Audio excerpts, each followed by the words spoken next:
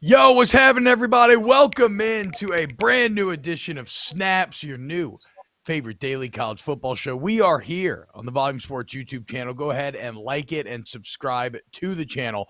Very happy to be here. I'm your host, T-Bob Hebert, joined by my fellow host, QB1 record holder, Mr. Aaron Murray. Aaron, what's up, dude? Man, I just got a crazy morning. First off, tremendous night last night at Savannah. I behaved myself. I went to bed early, finished Andor, got some good Z's, which was much needed.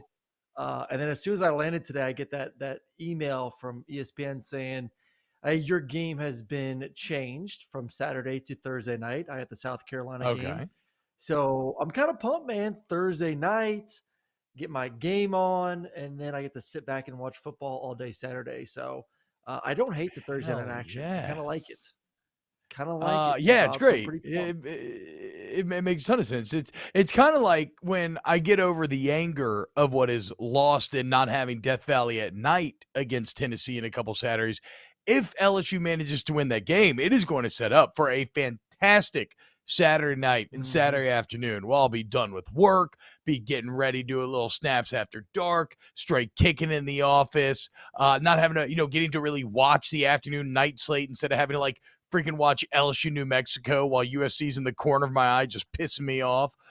So yeah, I definitely feel you on that, dude. Get your work done and then be ready to chill for the weekend. Check it out. If you are in the YouTube chat, you're watching. What up, Parker? What up, Dylan? What up, Bilbo? What's happening, everybody? Look, go ahead, like the stream, share the stream as well, and shout out FanDuel and Papa Colin for making the show happen.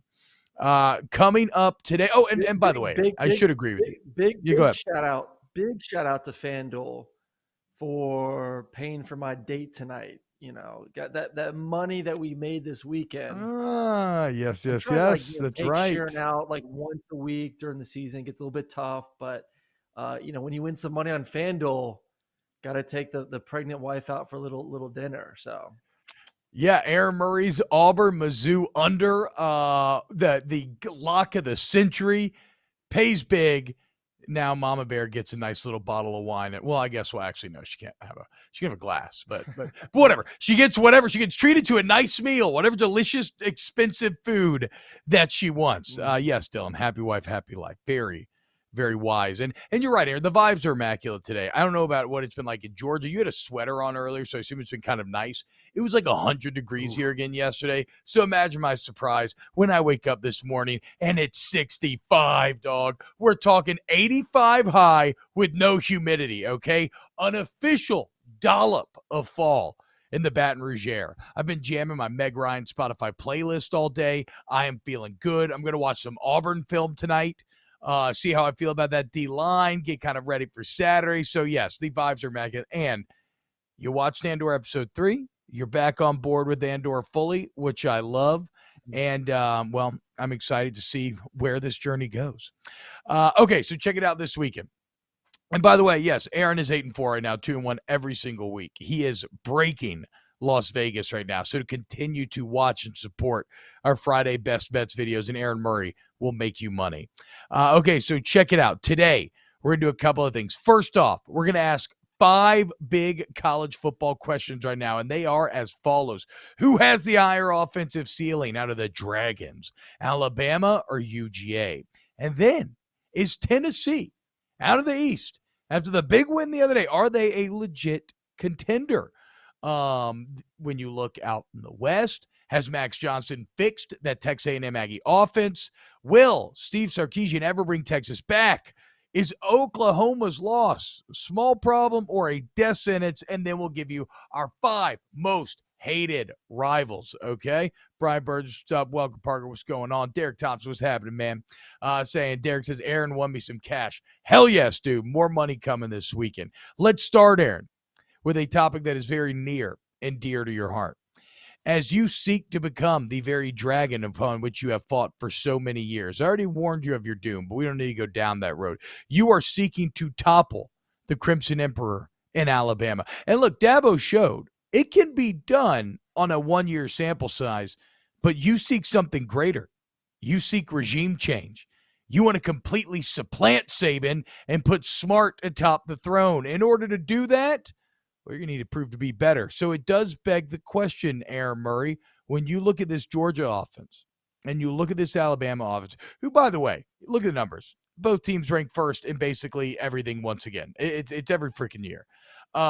Who has the higher offensive ceiling this year? Returning Heisman Trophy winner Bryce Young or Stetson Bennett? Whose offense is going to be better?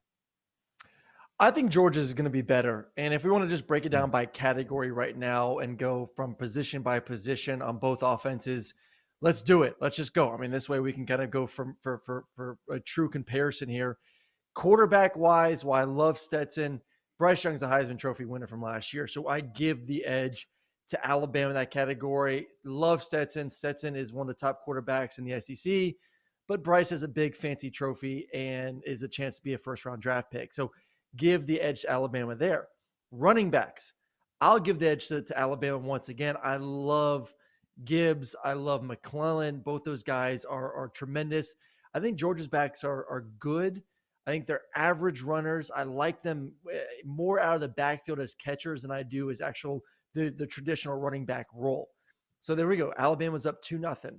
Offensive line, big one here. Georgia has the advantage at the O-line. I think that's a pretty significant advantage as well.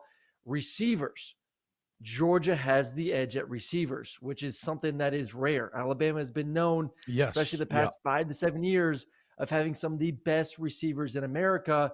We kind of talked about this offseason, man, a big dip in production, and we've seen that so far this year. That they had their best game last week versus Vandy, but that's Vandy. It's a high school team. So I don't know how much you can really say how much that team or offense and receivers have really gotten better here through 4 weeks. And then tight ends, no question about it. Georgia has the best tight ends in the country, by far the best tight ends compared to Alabama. So 3-2 Dogs over Bama. It's close though. I mean, this is still, as you allude to the numbers, T-Bob, Alabama's still legit, man. When you got Bryce as quarterback, you're always going to put up points. I do think the receivers are getting better, but in some major categories, receivers, tight end, and obviously the offensive line, which is a critical factor in this game, Georgia has the big edge there. So give me my Dogs with this comparison right now. So it's interesting, man. When we started this, I was fully prepared to us to land on different sides of this naturally, because my honest instinct was to go Alabama here. And a lot of it is because of Bryce Young. And really, it is the rise of Stequavius that is really probably what pushes me across the finish line to UGA in this case, because that gap between Bryce Young and Stequavius, between Bryce Young and Stetson last season, that gap felt very large. Stequavius has closed that gap seemingly at this point. And that's not to say he's going to be the NFL prospect that Bryce Young will be or anything, but like, don't take maybe not having as many touchdowns or Bryce Young as too much of a mark against what Stetson Bennett has done thus far this season. Okay. They're right neck and neck with each other in terms of QB rating. Stetson's over a few more yards. So like the rise of Stequavius helps in that regard. But what I was shocked to learn as I started to dive into the numbers is exactly what you're talking about, Aaron. UJ has better weapons. And I think that is probably the biggest difference in this group. And you mentioned the offensive line as well, right? It's really hard for me to get over how bad that O-line looked at times against Texas. And it's not to say that they didn't have just an off day. Because like, oh, but T-Bob, what about UGA and Kent State? I mean, Texas is way better than Kent State. I feel you on that. But I understand misstepping against Kent State, okay? We've all been there before. You're not locked in. You're kind of rolling your eyes. It's a lazy day. They snap off a couple plays. Those guys are playing as hard as hell. And it's like you just kind of sleepwalk your way through. There was no sleepwalking in Austin. You were supposed to be locked in, and you had a defense that pushed you around for the majority of the game. So, yeah, Georgia's offensive line, big advantage. But, again, it is the weapons that I was shocked at. So go to SEC. I love CFBstats.com. Great site for anybody listening. Super easy to navigate with like a ton of information. And I was like, okay, who's leading the SEC in receiving yards per game and who do they play for? Interestingly, you don't arrive at a player from either team until Brock Bowers at number 7. And I'm like, okay, surely some of Alabama's going to pop up next. Well, no, I'm looking. Oh, they're at 17. You got 2 more Georgia players in Kenny McIntosh and Lad McConkey. You got to get all the way to the 23rd player in the conference before you get a Treshawn Holden. And the reason why I bring this up is because over the past few years, if you had looked, it'd be like 3 of the top 10, 2 of the top 5. It was basically just Alabama through and through. So as good as Bryce Young is, the weapons are not as good this year. Stetson has closed the gap. Stetson has better weapons and weapons returning, as you alluded to, and Georgia has the better offensive line. So even though my instincts were to say Alabama here, like the actual data, when I started to do my research, really buckle down and think about this, it ended up leading me the other direction. And I think I would actually I think it would be, I would believe in the Bulldogs here. Now, are you at all worried about this, Aaron? It does seem, I know you gave the edge in running backs, and despite the offensive line for Alabama maybe not being the most dominant, the rushing numbers right now are much better for Alabama than they are for that of Georgia. No, and I can see that. I'm like I said before, I'm not in love with Georgia's backs. Like when you watch them, when you watch Kendall or Kenny or Edwards back there, they're not what we're used to. I mean, we're used to, obviously as Georgia fans, we're used to RBU. We're used to guys that, are getting the toss sweep or the downhill zone or power run scheme and are making guys missing the hole or running over guys. And, when I watch this group of backs this year for Georgia, what I'm seeing is a lot of guys just getting tackled on first contact. I'm not seeing guys make someone miss in the hole. I'm not seeing someone run someone over or being able to essentially get hit the legs and kind of stumble a little bit, but keep their balance and keep chucking along. Like, that's not their backs. And right now I kind of have faith in one of them, and that is Kenny McIntosh. And it's not because of him as a pure running back running between the tackles. It's more of what he can do on the outside catching the football, kind of what we saw last year from Georgia. So yeah, I think that is something that could bite Georgia down the line, because if you can't run the football and you do face a team that is a little bit better on the back end, someone that may have some skill players that can match up with Brock a little bit better or with AD or Lad and say, hey man, we don't need to, we really don't need to load the box. We don't need to put a 7th guy in the box. We can play a little bit more too high and force Georgia to essentially run the football. Then that does concern me a little bit. And then to me, that's when you have to lean on Stetson running the football. And then obviously we know Stetson's not afraid to, even at his stature, he's not afraid to kind of get a little bit dirty in the run game. But I wouldn't bank on that of leading Georgia to success. So if you look at their schedule this year, they don't face in a lot of elite defenses. So it's going to be kind of hard to see. Kentucky's going to be good. I do think Tennessee's defense is a little bit better. We'll talk about them here in a little bit. But yeah, that's a major concern for me for Georgia if they cannot find a way with those backs and a good offensive line to run the ball a little bit more consistently. Where's No Sean when you need him, dude? Light Dog 1968, quoting Squidbillies. I like trucks. Auburn sucks. Yes, more on that coming up later.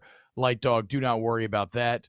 Hootie says the real question is, does Stetson get a fresh haircut the week before the game or not? If he does, Georgia by 1 million. I mean, let's be clear, right? Staquavius is probably getting tightened up on a weekly basis at this point, correct?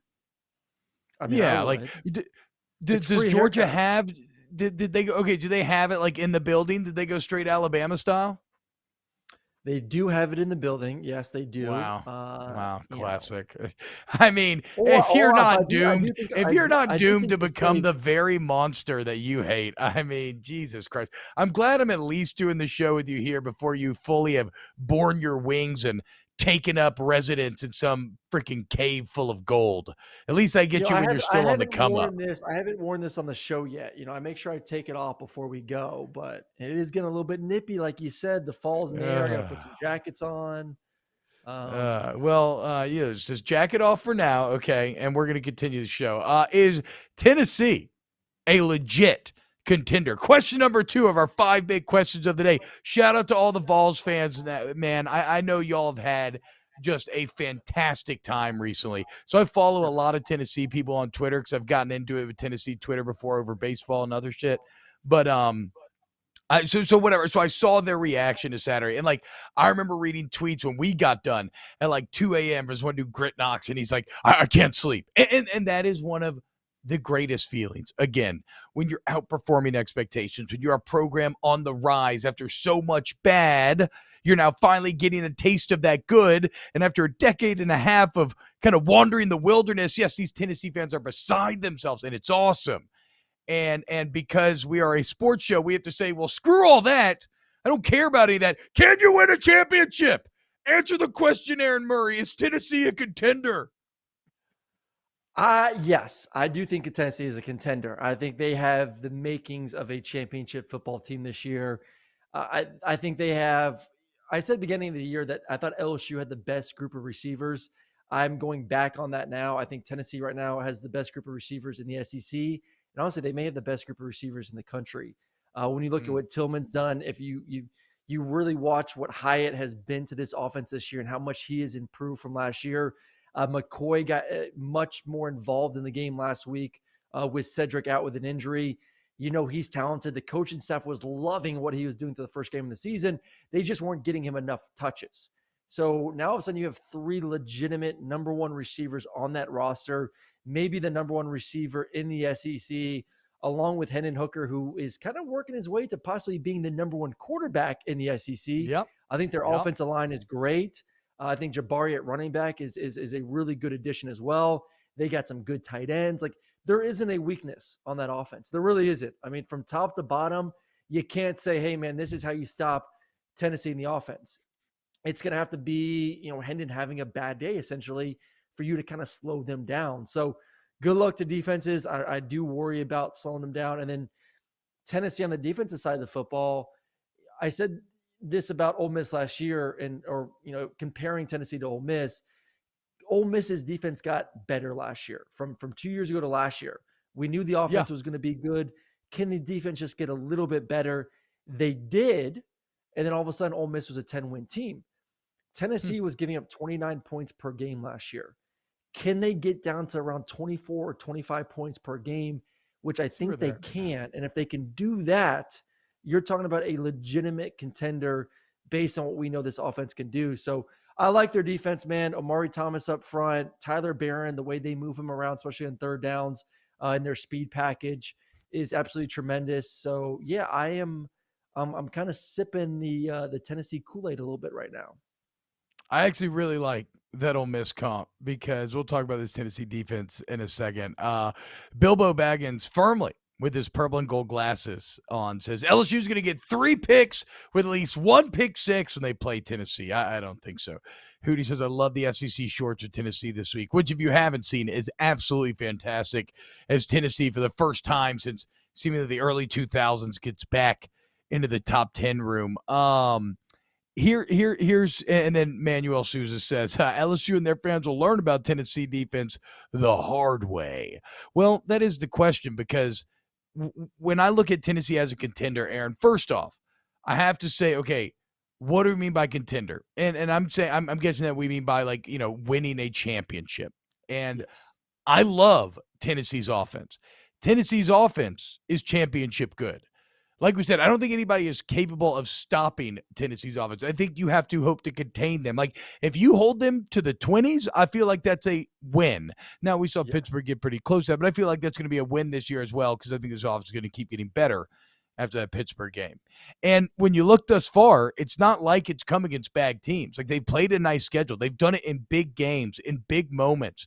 10.6 yards per attempt right now for Hendon Hooker. So this ain't no dink and dunk, weak-ass, limp-wristed BS. No, these are strong, deep strikes, 72% completion, 1,200 yards, highest-rated quarterback in the SEC, and now getting Tillman back. The offense is championship good. Yep. But unfortunately, the defense is not. It is, and the defense is better. Like you said, the defense is better. And Tennessee will be a team, I think, that wins a New Year's Six Bowl or is at least in one. And that's a massive step forward for them. We shouldn't just discount that because that is huge. And I think their defense is that good. It's just that when push comes to shove and you're talking about the two dragons of the realm, look, man, their defense right now is dead last in the SEC in terms of pass yards given up per game. Who do you like right now, Arkansas, wait, go on. Who do you like? So, I mean, I think the feeling is Georgia's still one. I think everyone who knows college football can agree Georgia most likely is going to win the East. If they do stumble, it would be versus Tennessee, but I still think they're the better team. Plus, they get the game in Athens. But the bigger thing is you took care of business versus Florida. You got that monkey off your back. We talked about that yesterday. Now the next team in the East that you really have to be concerned about, obviously, it's not South Carolina. They'll take care of South Carolina. No. It's not Vandy. It's not Missouri. It's Kentucky. No. It's like it's a race to see who's number 2. And they play them, I believe, the end of the month on the 29th. They get them at home. So my question to you right now is, if you want to be considered a contender, I think you kind of got to get to that number 2 spot in the East first. Is that next step? Are they better than Kentucky right now?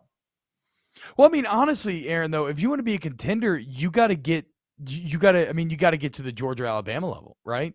Because only 2 teams are going to make it from the SEC. And that's why I say, for Tennessee, I don't think that this question is Tennessee a legit contender. The answer being no is not at all a commentary on the direction of the program, because the direction is fantastic. Because you're right. Right now, they're fighting for second best in the East, right there neck and neck with Kentucky. I cannot wait for this weekend, dude. It is the ultimate, 2 teams enter, only 1 team. This town, this second-ranked spot ain't big enough for the 2 of us. But what does worry me is I look at Anthony Richardson's game log, okay, and I see 168, 143, 112, 453. This man threw for 30 more yards, Aaron, than he had on the season against Tennessee alone. Also threw his first 2 touchdowns of the season.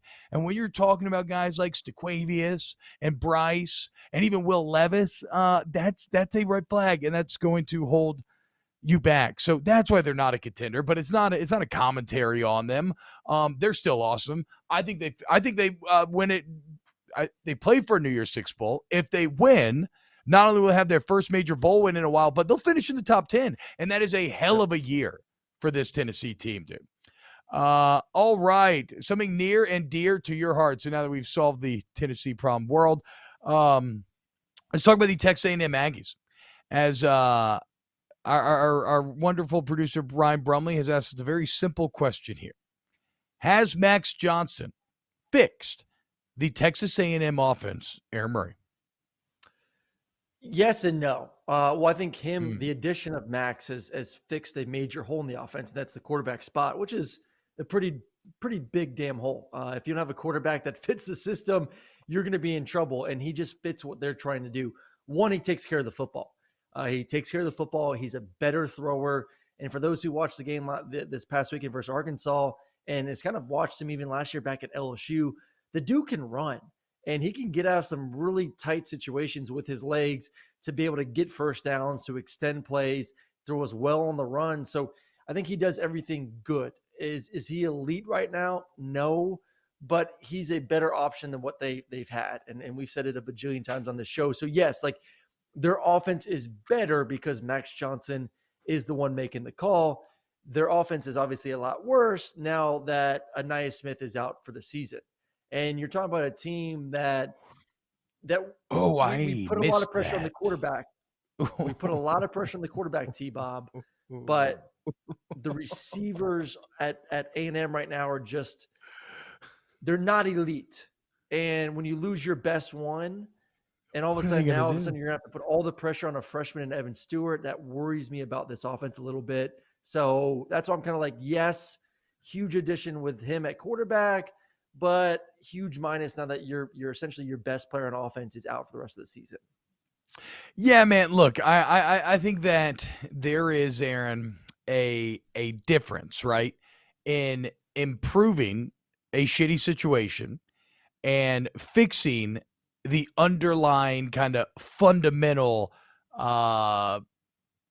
shitty broken parts, right? You can, it's the classic put a Band-Aid on it sort of problem, right? Let's say you got a leak short term, you don't want to call a plumber, maybe just get some duct tape out, you wrap it around. Okay, that's going to work for a while until it doesn't. Eventually you're still going to need to make real repairs, right? Max Johnson is duct tape on this Texas A&M offense. Again, I would point you to game logs. In this case, The Arkansas defense game logs. They gave up 325 yards passing to Cincinnati, 376 to Rattler in South Carolina. They gave up 357 to Southwest Missouri State. In a massive game, Max Johnson went 11 for 21 for 151 yards and 1 touchdown. And so, yes, I get it. They are better because Max is a better quarterback than Haynes King is. But the offense is still broken. And the reason why they were able to win that game and win a lot of the games this season is simply because they have recruited well over a long amount of time. And so, like, they kind of have some interesting wins around the edges of the game that ends up translating to the scoreboard, right? Like that scoop and score, right? The athleticism. Defense.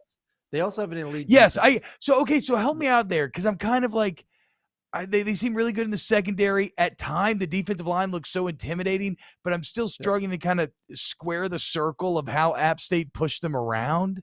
Like, that's kind of the only thing that I can't get over with their defense. But I feel you. Like, I see their defense on tape. They look big as hell. They look really fast. Like, they should be better, I think, than they are statistically. So, but yes, they've recruited very well. So they got a lot of talent, and it shows up in plays like, the scoop and score fumble where they lateral. Like, that's just a pure instinct, athleticism, talent, playmaker type of play. They've run back kicks for touchdowns this season. So they're finding ways to win around the edges of football, but at its core, the offense is awful.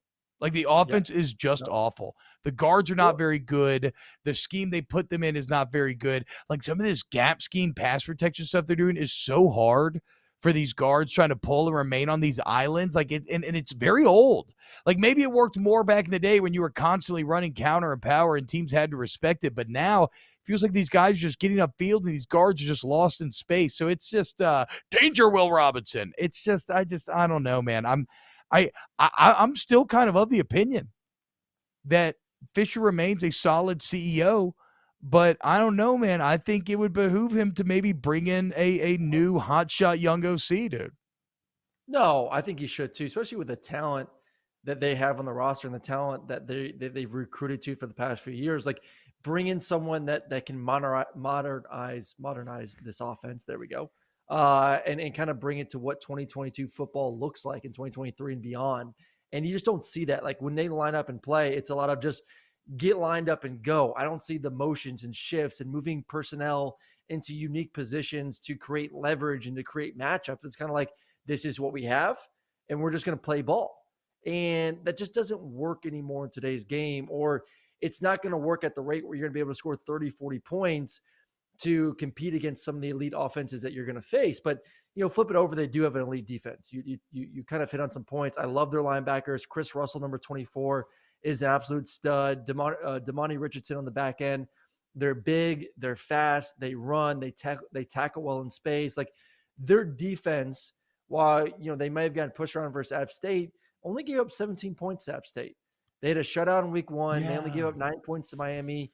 And then against a very good Arkansas team, they only gave up 21 points. So this is okay. To me, one of the better defenses in this league. Yeah, I guess to me, the App State thing is just that they ran twice the amount of plays, right? So it wasn't a lot of points, but like on a play. Yeah, their offense is awful. I wouldn't blame the defense on that. I would blame more the offense for just being piss poor and not being able to stay on the field. I guess it's fair because, like, the real success for App State didn't come till the end of the game when the defense was just exhausted and kind of broken. Still shocking to me that App State could break you, because this is not even a very good App State team. I mean, it is kind of, but like, it's a very chaotic App State team. But eventually I got to let that game go and kind of forgive them the same way that I'm forgiving Georgia for Kent State. So, okay, so we will say then the offense still broken, but defense special teams that A&M is still able to win some games. What up, Trey Wynn in the chat? He says, what's up, gents? Vols are legit, but that defense has to get better if they want to talk UGA or even competing with Alabama. Cody Brunet says, is Jimbo the next Les Miles? It is interesting, man. It's impossible to escape some of the parallels swirling around Jimbo Fisher right now and how they mirrored the Les Miles downfall at LSU. Kind of beholden to an old school offense that is very obviously not paying dividends. wasting a ton of offensive talent. Honestly, look, Jimbo's going to have rope to fix this thing with this new class, but he has to get it fixed and fast by next year for sure, or he will be the next Les Miles. Chase Kicker, Aaron, what do you think about this? He says both Alabama and Georgia are going to take their shot at Tennessee personally because they know everybody will be comparing the outcomes. Does Tennessee become a proxy war for Alabama and Georgia before the SEC championship? I tell you what, though, I mean, Tennessee's schedule is an absolute grind. So they're on a bye week right now. I think we talk about like how do you stop this offense for Tennessee, and I think a team that has a chance to be pretty darn good, at least to give them some fits, is your LSU Tigers, because I love their secondary, especially with with Ward there at the nickel position, someone that can cover, but also if Hendon wants to pull down and run, is super physical in the run game. Also, they got some guys there at the front four with Bijo Jalari and Ali Gay. So like I think LSU at home with that crowd noise may have the ability to kind of show what it takes to slow down this Tennessee offense. But if Tennessee goes out there and just destroys LSU, goes in the Baton Rouge and scores 40 points, relax. Then I'm saying I don't know if anyone's going to have the solution to slow down this offense. But then you go from LSU to Alabama, you got UT Martin in between, and then after that it's Kentucky and then at Georgia. So they got a 4-game stretch where they're going to face, or a 5-game stretch where they're going to face 4 of the best defenses in the SEC. So we're going to learn a lot. Like we want to know if Tennessee's a contender. The month of October leading into that game versus Georgia, the first weekend in November, is going to tell us a lot about how far this team can really go this year. Tennessee, 4.5 points favorites in Death Valley in the look-ahead line. So watch out, Tennessee. Look, poor old LSU. I get it. We're the underdog, dude. Hope we can win. I just hope we can win, Aaron. I mean, I just hope we can compete with big old Tennessee, man. Speaking of hoping to compete, there is one school that is constantly being championed and yet always disappoints. And those are the Texas Longhorns. Every time you done tricked yourself again into trying to kick that football, Lucy pulls it from you once again. And so the question remains, Aaron Murray, when you think about the head of the Texas football program right now, Steve Sarkisian, will Steve Sarkisian ever be able to bring Texas back? Yes, and I would say yes because of NIL and because of money. And look what Texas A&M was able to build their recruiting class. Money solves a lot of problems. Yes. Money also brings you the best players in Texas. It also brings you the best players in America. And I think with Texas joining the SEC, with Texas getting a Manning, and we'll see how good he really is the name. He's a good quarterback. I will say that. Is the name helping? Are you falling down the arch? The arch. I don't want to say hate for you, but I call it like the arch hate trail where I think he's a great quarterback. I think he's a very good quarterback. But are you one of the guys that's like he'd be a 4-star if his last name wasn't Manning? Okay, say it with your chest, Aaron Murray. Come on, you're teasing Brum over here. Give him the soundbite. It doesn't matter. It doesn't matter, regardless if he's a 4 or 5-star. I was a 4-star. Okay, yeah. So you're scared of getting blackballed in the QB1 rooms by the Mannings. They'd be like, "Hey, Murray, I heard what you said on snaps." It's football royalty. But anyway, right, bro. You got the records, not them, dude. You got the records, not them. Dude. They got a lot more zeros in their bank account than I do. They don't have Daytona Touchdown Club, Aaron, okay? They'll never have that. No, they will never enjoy a Monday night in Daytona the way I did. But Texas will recruit well. Texas is I think the funny thing is football nowadays, as we know, it's an offensive game. And yes, defenses still can win championships. Georgia proved it last year, but sexy offenses will lure these players into committing to their universities. And right now, Texas, once again, has a much better and enticing offense to commit to than what Texas A&M does. And I think that plays into a huge advantage for Sark and the Longhorns of bringing in top-tier talent, bringing in the better receivers, bringing in the better quarterbacks, bringing in the better running backs, et cetera, et cetera, et cetera. because he is more innovative in that side of the football. So that gives me faith that Texas football is close. And I'm never going to say they're back until they do it year after year after year after year, because we know like a few years ago they beat Georgia in the Sugar Bowl. Georgia did not care to be there, but they beat them. And everyone's screaming Texas is back, but they're not back. Like you're not Ellinger back told us until they you can were. do Dude. it for It was a 2 great or soundbite. 3 or 4 years. So I'm going to hold off on saying that, but they're in the right direction. Man, Tennessee fans feeling fat and cocky after that Florida win. Scotty O to the $5 super chat. Shout out, Scotty. Scotty does know, as he says, y'all went from the real UT to the fake UT. Texas will never be back. They are leaving a subpar conference for the top of the top. And look, I don't say never, but it is interesting what Scotty's talking about here, right? Because Aaron Murray, I will be damned if this Texas Tech game didn't feel like a script I have seen 1,000 times before, where Texas has a double-digit lead early in the second half, and it looks like maybe they're right on the edge of taking over the game and putting things away. They can't do it. Next thing you know, the fourth quarter starts. They fall flat on their face. They get bullied into a loss. And the odd part is, yes, we saw this with Sark last year going 5-7, but we saw it in the Tom Herman era quite a few times. We saw it in the Charlie Strong era quite a few times. And so the common denominator issue transcends multiple staffs, multiple years. And to me, that speaks to an issue that may be more baked into this program than we all realize or give credit for. And I get it, they get all the money, right? But they are dealing with inherent problems that cannot be fixed purely with talent or money. Because we look to the rosters of Texas and Alabama. They have the same amount of 4 stars. Like Texas still has, from a pure talent perspective, one of the best rosters in the entire country, right?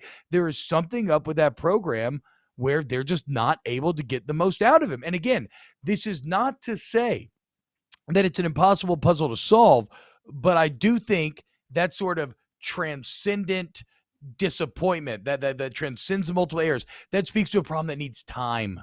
And Sark has to earn that time. And so what that looks like now is, forget about competing for championships at the gate. Go 8-4 this year. Okay. Go 8-4, win your bowl game. Then next year, start talking about 9 or 10 years. Then after that, maybe start talking about competing for a conference championship. Then, only then can you heal those issues. And only then, I think, can you be back. And so Sark has to go earn that time, but I'm not going to overly freak out because of this Texas Tech line. Like, sure, yes, Sark still can. Sark absolutely can, but they need to finish this year strong. And honestly, when you look at the Big 12 this year, well, we'll talk about the Big 12, Aaron. Do you have anything to add on Texas before we get to OU?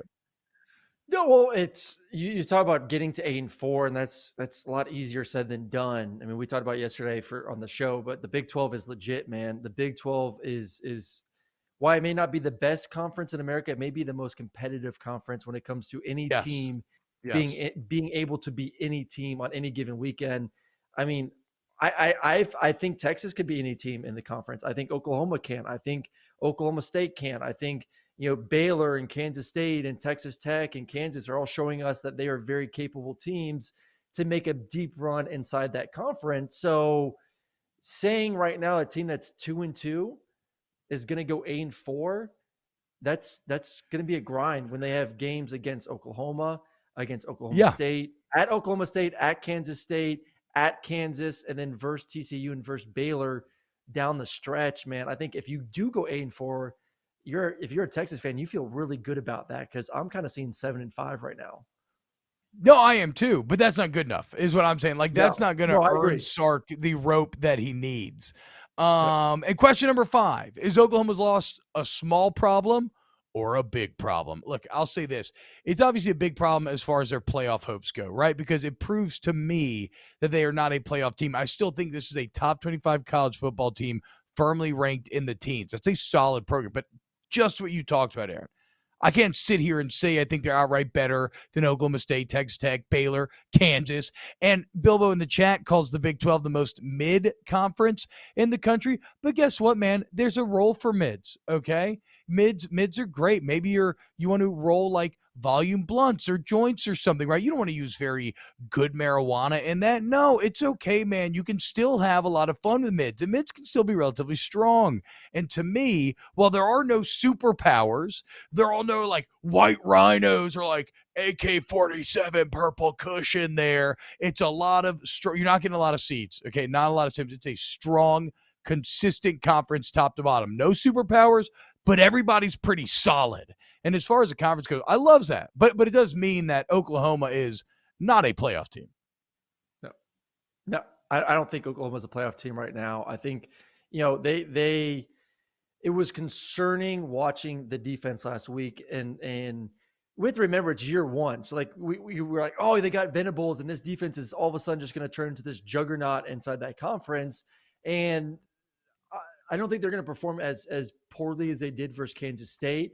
I do think they're going to get better and better throughout the season.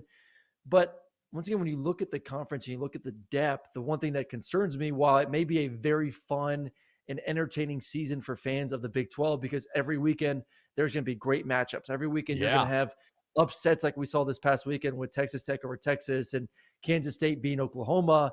That's going to hinder your ability to make the playoffs, especially when two of the best teams in the country are going to get in from the SEC once again this year. So all of a sudden now 2 spots are pretty much gone. 2 spots are eliminated. Georgia, Alabama, most likely going to get in once again this year. Ohio State, most likely going to get in once again this year. So that leaves 1 spot for the Big 12, the Pac-12, or the ACC. And right now, I don't know. No, but see, this is my problem. This is my problem, though. I don't think there's going to be a 1-loss Big 12 team. I think it's going to be a 2-loss. So you're going to have to hope that Clemson craps the bed, that USC craps the bed in order to get in at the end of the day. I don't see either team going 11-1.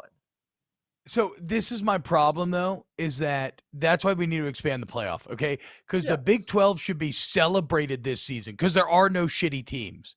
And there should be something to be said for top to bottom consistently like that. And yet we're just going to crap on them because they're all so solid that they're going to cannibalize one another. So, expand the playoff, all that. Aaron Murray, I know it's got a dollop of fall in the air, and I'm feeling all happy, but guess what? I'm like the Hulk in the first Avengers movie. You know what my secret is, Aaron Murray? I stay angry, okay? And I got a lot of hate in my heart, and I'm ready to spew it to your people as we very quickly here give you our top 5 most hated rivals for UGA and LSU. Aaron Murray, number 5. Who do the Bulldogs hate the most? Well, the fifth most. I mean, see, I don't know if this is who the Bulldogs hate the most, or who you hate the most.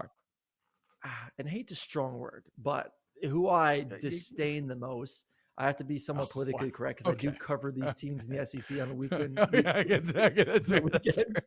So, like, I don't want to be like going to someone like, "Oh, I heard you hate us, you asshole." I'm like, well, just come with it. I knew nothing of this rivalry. I knew nothing of the South's deepest rivalry because I didn't really watch college football growing up. I didn't watch a lot of Georgia football growing up. But when I played my first game there in Jordan-Hare and experienced that hatred and that violence, I was like, F Auburn, straight up F Auburn. So Auburn is my number 1 on the list for most hated teams, 100%. I had a lot of bad memories in that stadium. I have a lot of broken bones and blood on that field and a lot of essentially just injuries that inhibit my golf game from being as good as it could be. Wow. So prohibit, every time you go to drive the ball, you just feel the shadow of Nick Fairley in your hips, just taunting you. Okay, so that works out. On my list, I'm going 5-1 here. Are you going straight through? Do you want me to go? You want me to go straight? Yeah. Through, how do you want to do this? You're right. We actually probably don't have time. We probably don't have time to bounce back and forth. All right, Aaron Murray, number 4 on your list. Who you got? All right. Obviously, the one of the best rivalries out there, Florida. Growing up a Florida kid, I would get so much shit from my friends who went to Florida. Like every Friday night, they're calling me, they're texting me, trying to keep me up. I'm like, dude, do you not understand that I can essentially just put my phone on silent? Like, you're not keeping me up by calling me at 1:00 in the morning. They didn't really get that. But still, it's just fun. I would say it's more fun being a kid from Florida and playing in that game And then obviously my parents would get so much crap too that I can't believe you let your son go to Georgia when you guys live in Tampa, yada, yada, yada. So that's number 2. Number 3, Tennessee. That stadium was an absolute grind to be in, and we know how crazy those fans are there in Knoxville. 4 was South Carolina. I hate them because I was just awful playing there and in Columbia. I mean, I just was terrible there. But hell of an environment. Love Sandstorm. Hey, Sandstorm's tied to. I tore my ACL in that stadium, and I still love it. Oh, nice. It was really cool, dude. Yeah. I mean, I played awesome. the worst games of my life in that stadium, but I think it's an incredible atmosphere. And then number 5 is obviously Alabama. And I don't really think it's a rivalry. I think there's a mutual respect between Georgia and Alabama. It's like, the two elites, they kind of just look at each other like, hey, you're great, I'm great. But I would say Alabama's 5. You're great, I'm great, ass patting. I mean, Jesus, Aaron. What are you out here giving over the pants HJs to each other? Relax. This is the hate list, not the brother-in-law list. What are you talking about? My bad on that. Whoever R is in the chat, I did screw up. I went from 1 to 5 and not 5 to 1. So okay, I thought I was very confused by that. No, he went from 1 to 4 to 2 to 5. Yes. Yes. But if we're gonna right, you know what? Brum in the rundown's like, see, now I feel like an asshole because Brum in the rundown was like, Aaron, I need you to put 5 to 1. I'm like, no, you do it. Like joking around, and I'm the dumbass who screwed it up. So, Brumley, I apologize. Look, we didn't have to do the full autopsy, but now that we're doing it, dude. I'm an asshole. Your words, not mine. All right, here we go. T-Bob's top 5 most hated rivals. Number 5. I'm going to try my best not to the F word a lot here. Number 5, Auburn. Frig off, Auburn, okay? You're so lame, dude. Your stadium experience is a glorified pep rally. You have like you have these 1950s vibes that are just so soft and so awful. And guess what? The Tigers are coming to town this weekend, and they gonna put it on that ass. Big bet on LSU to cover this weekend. Shout out FanDuel, promo code SNAPS. Number 4 on my list. Oh, my God. The most highfalutin team in the SEC, the Ole Miss Rebels. Those classic insecure guys. People who are not confident in themselves. So what do they try to wow you with? They try to wow you with money. They're not any good at football. Oh, look, we put chandeliers in the tailgate, man. They go 5-5 in 2020. Everybody's ready to crown him. 6 in the S&P Plus. Get the hell out of here, Robots. Y'all are stupid. Ole Miss sucks. Old piss, more like, okay? Number 3 on the list, the Texas A&M Aggies. Y'all are disgusting. Fueled by oil the same way like countries like Saudi Arabia or Qatar or any of these other countries that commit horrible human atrocities. That is you, Texas A&M, and you're all trumped up and fat and cocky, and you're weird and you're cultish, and the yell leaders grab their nuts during the game to inflict pain on themselves to try to bond with the team. It's all very odd. A&M, y'all suck, okay? Get the hell out of here. And your failures. You have all the money in the world, and you're still disappointments, okay? Number 2 on this list, the Florida Gators. Billy Napier, more like Billy Lampier, okay? Dude, get the hell out of here, Florida. You think you're so tight.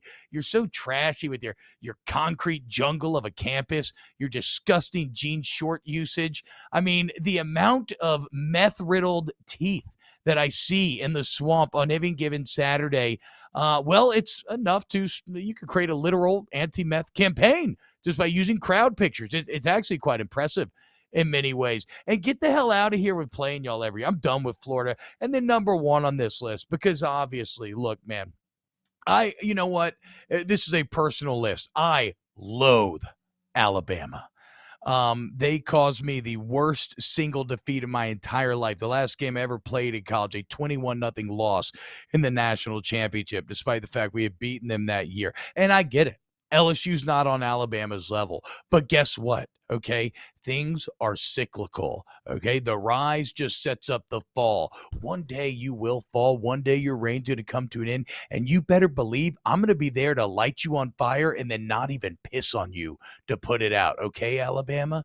Just wait. Your downfall's coming, and it's going to hurt all the worse because of this rarefied air that you've been spoiled with since 2007. So, in summary, Brum and Aaron, frig off Auburn, screw you Ole Miss, you suck Texas A&M, you're dirty and gross Florida, and Alabama, I hope you burn in the depths of hell.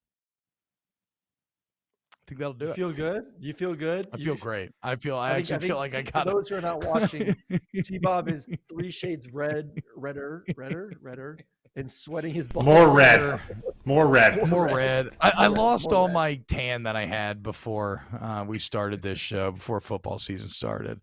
But yeah. Whew, I feel better. I need to get it off my chest. Rick Rowland says, no, Arkansas for LSU. It makes no sense. In my playing career, the only team I had a losing record against in 5 years was Arkansas. We were 2-3, but I have no hate in my heart for them. It's the oddest thing. I don't know if it's like Pittman or I just like Arkansas's the home of the cheese dip championships of the world. I don't know exactly what it is, but I don't know. I don't hate Arkansas. It's all good. We chill. Aaron Murray, have a great show, man. Appreciate it. I'm glad you feel better. I'm glad you got that off your chest. Oh, I forgot one that I should put in the rivalry. Oh, yeah, here you go. Them Bumblebees, baby. Georgia Tech. Shut up. Nobody like buys. Get the hell out. Oh, my God. That's how far Georgia Tech has fallen that I did not even think of them when I was putting this list together. Like, literally, it just came to my mind now. That I'm like, oh, damn, I put Georgia Tech in there. I'm so glad. Hey, y'all are so brave going out of your way to keep that game on. Good job. Got to keep them rivalries alive, dude. Yeah, got to keep it alive. Well, that'll do it for today's Snap.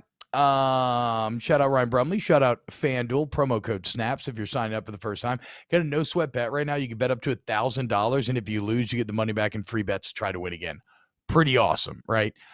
So basically just like bet anything that you would just deposit in your account and you'll play for free. And shout out to Colin Cowherd, Volume Sports YouTube channel. Brum, do you want me to open this turtle box thing on stream? You never answered me. We're gonna do that tomorrow. Okay, cool. Hell yeah, man. Yeah, I know it looks pretty sweet. I haven't opened it yet. I'm excited. Shout out Turtle Box. I opened it last week when I got it. It booms now. Really? Okay. Hell yeah, dude. I'm freaking pumped. All right. Ryan Brumley, our excellent producer, thank you as well. And obviously everybody in the chat, guys, are Brian, Kirby, Dart Jameis, Bilbo, Parker, Rick, just everybody hanging out. We love y'all. Like the post, share the stream, share the pod, and we will see you tomorrow for some more snaps.